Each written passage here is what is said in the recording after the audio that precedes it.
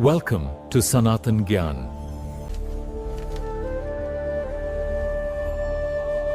नमस्कार। आज हम धम्मपद के एक खास हिस्से पर बात करने वाली हैं।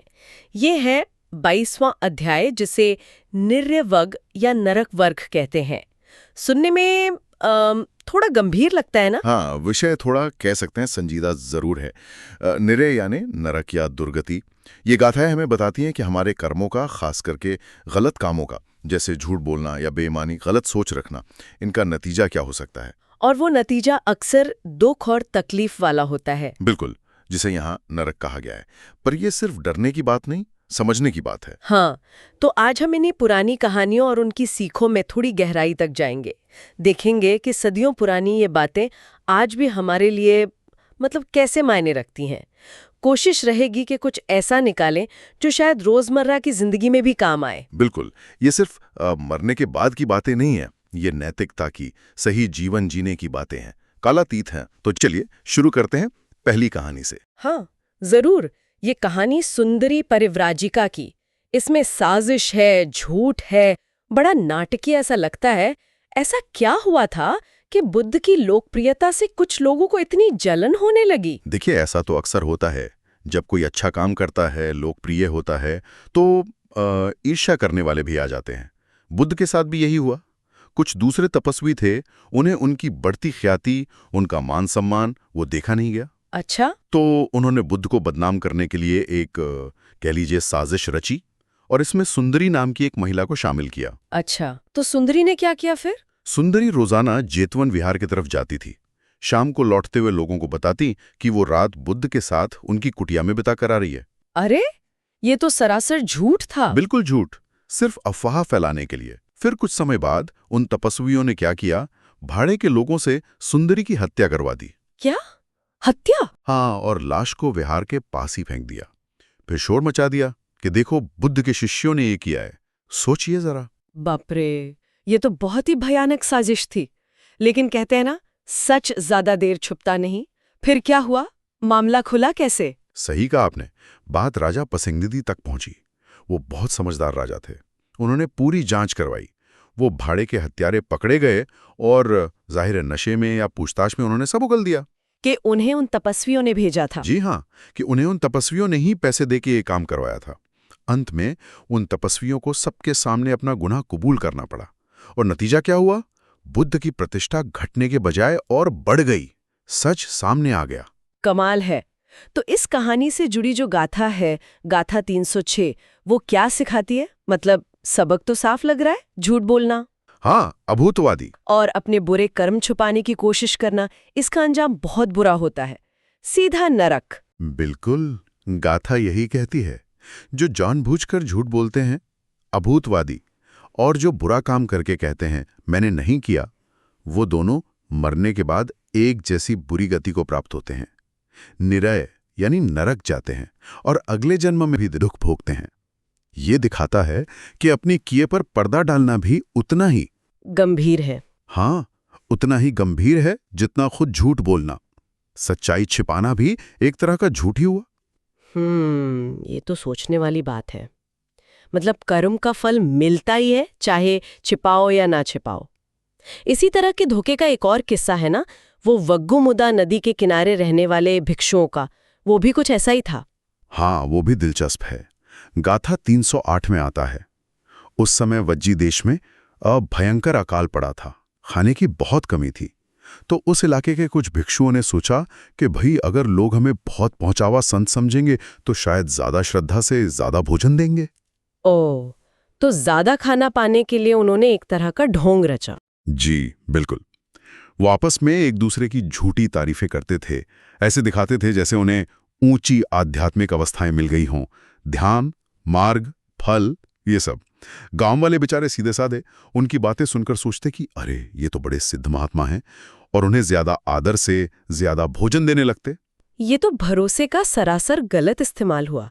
जब बुद्ध को इस धोखे का पता चला होगा तो उन्होंने क्या कहा होगा? उनकी प्रतिक्रिया तो काफी कठोर थी, जैसा गाथा में लिखा है। बुद्ध की प्रतिक्रिया वाकई बहुत सख्त थी। उन्होंने कहा, ऐसे बेईमान, दुस्सील और असंयत होकर धोखे से मिला हुआ भिक्षा का अन्न खाने से तो 1000 गुना बेहतर है कि कोई दहकता हुआ लोहे का गोला निगल ले। आग का गोला, अयोगोलो। हाँ, अयोगोलो। सोचिए कितनी कड़ी बात कही। इससे पता चलता है कि आध्यात्मिक राह पर, बल्कि किसी भी राह पर, ईमानदारी कितनी कितनी जरूरी है। दूसरों की श्रद्धा का नाजायज फायदा उठाना बहुत बड़ा पाप माना गया है। सही बात है। बाहरी दिखावे से ज्यादा अंदर की सच्चाई मायने रखती है। तो हमने देखा कि कैसे जानबूझकर किया गया धोखा, झूठ, ये सब भारी पड़ता है। लेकिन कर्मों का असर तो शायद और भी गहरा होता है ना? यहाँ तक कि हमारे अगले जन्म पर भी, जैसा कि अगली कहानी दिखाती है। हाँ, अब हम देखते हैं कि कर्म कैसे हमें अलग अलग योनियों में ले जा सकते हैं। आदरणीय महामोगलायन, जो अपनी दिव्य दृष्टि के लिए जाने जाते थे, उन्होंने एक बार कुछ अजीब प्राणी देखे। ये गाथा 307 से जुड़ा है। क्या देखा उन्होंने? कुछ डरावना था? वो गिद्धकूट पहाड़ी से उतर रहे थे तो उन्होंने 5 ऐसे प्रेत देखे जिनके शरीर कंकाल जैसे थे और आग में जल रहे थे। बहुत कष्ट में दिख रहे थे और देखने में वो भिक्षुओं जैसे लग रहे थे। तो उन्हें आश्चर्य हुआ। उन्होंने बुद्ध से पूछा, भिक्षु होकर भी प्रेत योनि में? ऐसा क्यों? बुद्ध ने बताया कि ये प्राणी पिछले बुद्ध यानी कसब बुद्ध के समय में भिक्षु थे, लेकिन उन्होंने बुरे कर्म किए थे। उन कर्मों की वजह से वो पहले नरक में बहुत दुख भोग चुके थे और अब जो कर्म बाकी रह गए थे उनका फल वो प्रेत बनकर भोग रहे थे। ओह! तो यहां गाथा 307 का संदेश बिल्कुल साफ है। गेरुआ वस्त्र, कासा व कंठा पहनने से कुछ नहीं होता अगर मन मैला हो और कर्म बुरे हों। ऐसे पापी, पापधम्मा और असंयमित असंयता लोग अपने बुरे कर्मों से दुर्गति में ही जन्म लेते हैं। टीका में और भी उदाहरण हैं, जैसे एक कौवा प्रेत था जो भिक्षुओं के हिस्से का चावल चुराने की वजह से कष्ट पा रहा था। एक सर्प प्रेत था। मतलब हर बुरे कर्म का अपना हिसाब है। ये कर्मफल का सिद्धांत वाकई बहुत गहरा है। हर कर्म का अपना नतीजा। इसी से जुड़ी एक और कहानी है खेम नाम के सेठ के बेटे की, गाथा 309-310। वो अमीर था, सुंदर था, लेकिन उसकी एक बहुत बुरी आदत थी। हाँ, खेम वो दूसरों की पत्नियों के साथ संबंध बनाता था, जिसे हम व्यभिचार परदारू से भी कहते हैं। राजा पसिंदी को ये बात पता थी, लेकिन वो उसे सजा देने से थोड़ा हिचकिचाते थे। वजह ये थी कि खेम का चाचा अनाथपिंडिक था। ओ, वही अनाथपिंडिक जो बुद्ध के इतने बड़े भक्त थे और जिन्होंने जेतवन विहार दान दिया था। जी हाँ, वही। वो बहुत सम्मानित सेठ थे, तो राजा उनके लिहाज में खेम को कुछ कह नहीं पाते थे। तो फिर क्या हुआ? अनाथपिंडिक ने ही कुछ किया होगा। वो तो बहुत नैतिक व्यक्ति थे। बिल्कुल। अनाथपिंडिक बहुत दुखी थे अपने भतीजे की इन हरकतों से। आखिरकार वो उसे बुद्ध के पास ले गए समझाने के लिए। बुद्ध ने खेम को समझाया कि देखो, इस तरह के काम से परदारू सेवी के 4 बुरे नतीजे होते हैं। ये गाथा 309 में है। 4 नतीजे क्या क्या? पहला, इंसान पाप कमाता है, अपूर्ण लाभम, मतलब बुरा कर्म इकट्ठा करता है। दूसरा, उसे कभी चैन की नींद नहीं आती, न निकाम संयम, हमेशा डर लगा रहता है पकड़े जाने का, बदनामी का। तीसरा, समाज में निंदा होती है, बदनामी फैलती है। और चौथा, मरने के बाद नरक में जाना पड़ता है। ये 4 तात्कालिक और भविष्य के परिणाम हैं। और अगली गाथा 310 में इसे और भी समझाया गया है। हाँ, गाथा 310 कहती है कि ऐसा करने से पाप तो बढ़ता ही है, अब पुण्य लाभ हो, और भविष्य में नीच गति, पापिका गति मिलती है। और जो थोड़ा बहुत सुख मिलता भी है ना इस काम में, वो डर के साए में होता है। भीतर से भीताए रति, थोकी का, पकड़े जाने का डर, सजा का डर, बदनामी का डर। ऊपर से अगर राजा को पता चल जाए तो वो कठोर दंड भी देता है। राजा च घरुकम दंडम पनेति। इसलिए नतीजा क्या है? तस्मा नरो पर दारम न सेवे, यानी इंसान को दूसरे की पत्नी पर बुरी नजर नहीं डालनी चाहिए, उसके साथ संबंध नहीं बनाना चाहिए। ये तो सीधी और साफ चेतावनी है। इसमें खेम के किसी पिछले जन्म की भी बात आती है ना, कुछ पहलवान वाली। हाँ, टीका में एक छोटी सी बात बताई गई है। कहते हैं कि खेम पिछले जन्म में एक पहलवान था और उसने शायद कोई ऐसी इच्छा कर ली थी कि उसकी रिश्तेदारों को छोड़कर बाकी सब स्त्रियां उसे देखकर मोहित हो जाएं। तो हो सकता है उसी पुराने कर्म का कुछ असर इस जन्म के स्वभाव पर भी रहा हो। ये कर्म की जटिलता दिखाता है। अच्छा, तो ये दिखाता है कि कर्म कैसे काम करते हैं। पिछले जन्मों के असर भी हो सकते हैं और इस जन्म के हमारे चुनाव भी, दोनों मिलकर हमारी जिंदगी बनाते हैं। चलिए अब इस बात पर आते हैं कि कर्म करने का सही तरीका क्या है और सही सोच, सही समझ कितनी जरूरी है। यहाँ एक हठी भिक्षु की कहानी है ना, गाथा 311 से 313 तक। हाँ, ये कहानी भी बहुत कुछ सिखाती है। इसमें 2 तरह के भिक्षुओं का जिक्र है। एक भिक्षु है, उससे अनजाने में चलते हुए शायद थोड़ी घास कट जाती है। अब भिक्षुओं के लिए जीवित पेड़ों पौधों को नुकसान पहुंचाना मना है, विनय के नियमों में आता है। तो उसे अपनी इस अनजाने में हुई भूल पर भी बहुत पछतावा होता है। वो बहुत संवेदनशील है। और दूसरा भिक्षु, वो कैसा था? दूसरा भिक्षु थोड़ा कह सकते हैं लापरवाह और जिद्दी किस्म का था। उसने जब पहले भिक्षु को इतनी छोटी सी बात पर पछताते देखा तो उसे लगा, अरे ये क्या, इतनी सी बात पर इतना सोचना। और अपनी अकड़ दिखाने के लिए उसने जानबूझकर दोनों हाथों से मुट्ठी भर घास उखाड़ दी, ये जताने के लिए कि देखो, मुझे कोई परवाह नहीं। ओह, ये तो जानबूझकर नियम तोड़ना हुआ। तब बुद्ध ने इस लापरवाह भिक्षु को कैसे समझाया? उन्होंने 3 गाथाओं में कुछ कहा था ना? जी, बुद्ध ने उसे 3 गाथाओं 311, 313 से समझाया। पहली गाथा 311 में कहा, जैसे गलत तरीके से पकड़ी हुई कुशा घास कुसो दुग्गही तो हाथ काट देती है। हाँ, कुशा घास तेज होती है। बिल्कुल, वैसे ही गलत ढंग से अपनाया गया साधु जीवन दुप्पर रामट्ठन सामन्यम, नरक की तरफ खींचता है। निर्याय उपकड्ढति, मतलब कोई भी अच्छा काम, चाहे वो सन्यास हो या गृहस्थ जीवन का कोई पुण्य कर्म, अगर सही भावना और सही तरीके से न किया जाए तो फायदे की जगह नुकसान कर सकता है। सिर्फ नाम के लिए साधु बन जाना काफी नहीं है, अंदर से भी वैसा होना पड़ता है। और दूसरी गाथा 312 क्या कहती है? नहीं देते न महाफलम होती, मतलब काम की क्वालिटी, उसकी गुणवत्ता, उसके पीछे की नीयत और करने के ढंग पर निर्भर करती है। आधा अधूरा मन लगाकर किया गया काम अच्छा नतीजा नहीं लाता। और तीसरी गाथा 313 इसी बात पर और जोर देती है कि पूरी लगन चाहिए। बिल्कुल, गाथा 313 कहती है, अगर कोई नेक काम करना ही है तो उसे पूरी मजबूती और लगन से करना चाहिए। दढ़हमेनम परक्कमे, पूरी प्रतिबद्धता से, क्योंकि ढीला ढाला बेमन से किया गया तपस्वी जीवन शिथिलोपरि बाजो और ज्यादा धूल उड़ाता है। भी आकृते रज्जंती, इसका मतलब है वो सफाई लाने के बजाय और गंदगी फैला सकता है, मन को शुद्ध करने के बजाय और उलझा सकता है। कोशिश में दम होना चाहिए, चाहे वो कोई भी काम हो। यहीं पर वो बात आती है ना, जैसा बोगे वैसा काटोगे, यानी कर्म और उसका फल, विपाक। हाँ, कर्म का सिद्धांत यही है। बौद्ध दर्शन में कर्म का मतलब सिर्फ शारीरिक काम नहीं, बल्कि उसके पीछे का इरादा, हमारी चेतना, संकल्प, वोल्यूशन है, ये मुख्य है। और ये कोई किस्मत का लिखा नहीं है जिसे बदला ना जा सके। ये एक प्राकृतिक नियम है। जैसे मौसम बदलता है वो ऋतु नियम है, बीज से पेड़ उगता है वो बीज नियम है। अच्छा, ये अलग अलग नियम है। हाँ, 5 नियम बताए जाते हैं, ऋतु, बीज, कम, धम्मा और चित्त। तो जैसे बाकी प्राकृतिक नियम काम करते हैं, वैसे ही हमारे कर्मों का नैतिक नतीजा मिलता है। इसे कम्म नियम कहते हैं। लेकिन सबसे जरूरी बात यह है कि हम अपने प्रयास से, अपनी कोशिश, वीर्य से अपने कर्मों का रुख बदल सकते हैं। हम अपना भविष्य सुधार सकते हैं। अंगुलीमाल डाकू का संत बन जाना इसका कितना बड़ा उदाहरण है। ये बहुत उम्मीद जगाने वाली बात है कि हम अपने भाग्य के निर्माता एक तरह से खुद हैं। अच्छा, अब एक और दिलचस्प पहलू पर आते हैं।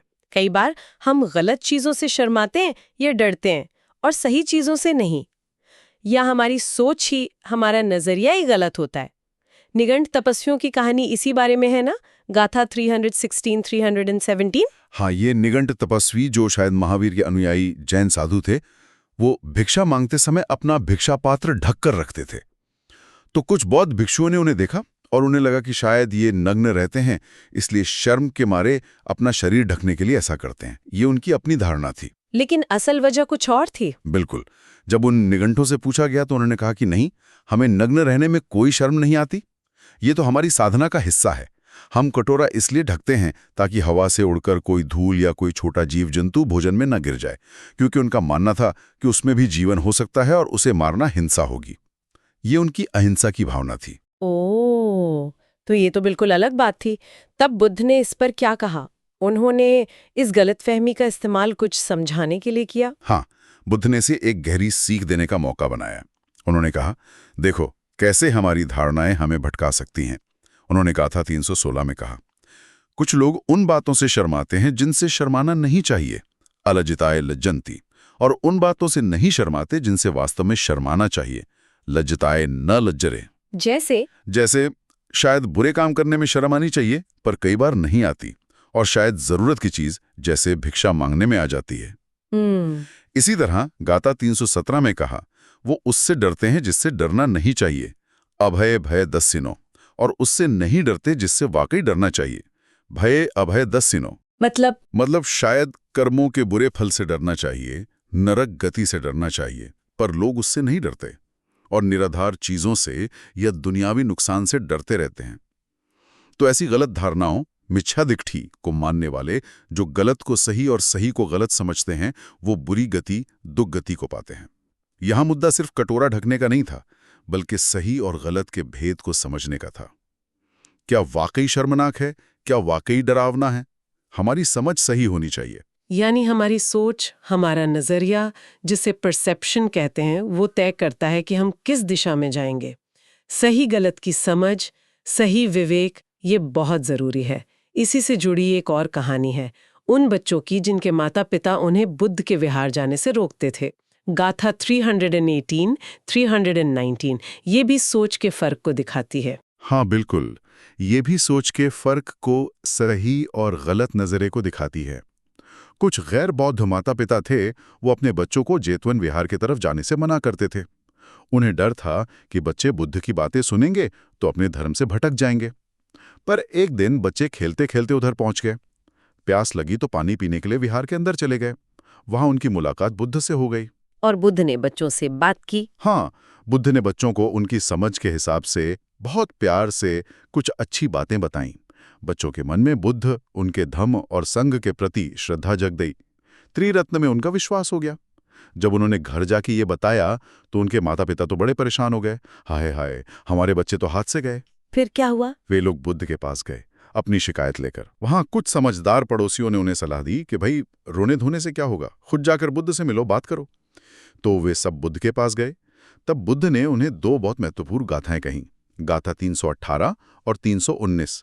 ये सही और गलत नजरिए के बारे में है। वो क्या थी? ये सुनने में बहुत जरूरी लगती हैं, खासकर आज के समय में भी। हाँ बिल्कुल।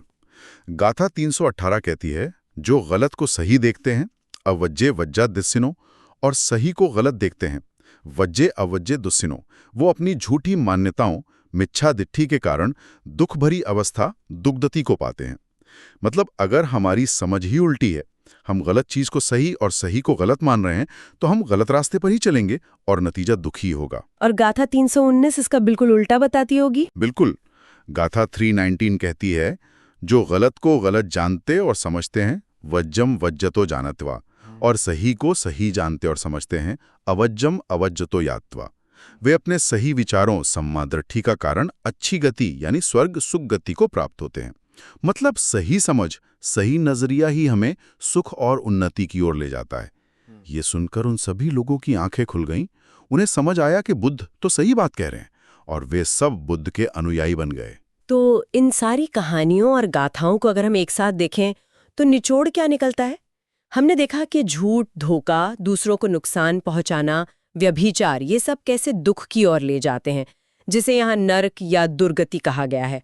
और जैसा आपने कहा, ये शायद सिर्फ मरने के बाद की कोई जगह नहीं, बल्कि इसी जीवन में मन की बुरी दुखद अवस्थाएं भी हो सकती हैं, है ना? बिल्कुल सही कहा आपने। नर्क सिर्फ भूगोल का हिस्सा नहीं है, वो मनोविज्ञान का भी हिस्सा है। मन की बुरी अवस्था ही नर्क है। हमने कर्म की ताकत को समझा। ये एक नियम की तरह काम करता है, जिसका असर होता ही है। देर सवेर नतीजा सामने आता है। हमने ये भी देखा कि सिर्फ काम करना काफी नहीं है, उसे सही नियत से और पूरी लगन, पूरे प्रयास, वीर्य से करना जरूरी है, आधे अधूरे मन से नहीं। और शायद सबसे अहम बात, सही सोच, सही समझ, सम्मा डिट्ठी का होना। गलत को गलत और सही को सही पहचानने की काबिलियत ही हमें भटकने से बचाती है, सही रास्ते पर रखती है। धम्मापद की ये चेतावनियां काफी साफ हैं, काफी सीधी हैं। हमें बुरे कर्मों और गलत विचारों से होने वाले दुख से बचने के लिए लगातार जागरूक रहना होगा, अपने मन पर ध्यान देना होगा। और अंत में अगर श्रोताओं के लिए एक छोटा सा विचार छोड़ना चाहूं, तो ये ग्रंथ अक्सर भविष्य के नतीजों की बात करते हैं, नरक मिलेगा, स्वर्ग मिलेगा वगैरह। पर जरा सोचिए, ये जो काबिलियत है गलत को गलत और सही को सही पहचानने की, सम्मादिट्ठी, क्या ये सिर्फ भविष्य सुधारती है, या इसी पल, इसी क्षण हमारे मन को शांति और स्पष्टता नहीं देती? क्या ये विवेक, ये समझ विकसित करना, जैसा एक और गाथा, गाथा 315, जिसका हमने आज विस्तार से जिक्र नहीं किया, में कहा गया है कि सीमा पर बसे किले की तरह अपने मन की रक्षा करो। तो क्या ये विवेक हमारे मन को अभी इसी वक्त दुख और उलझन से नहीं बचाता? ये सोचने वाली बात है। शायद ये अंदरूनी सुरक्षा, ये मानसिक स्पष्टता उतनी ही कीमती है जितना कि भविष्य का कोई अच्छा लोक पाना, शायद उससे भी ज्यादा। इस पर विचार किया जा सकता है। Thanks for watching.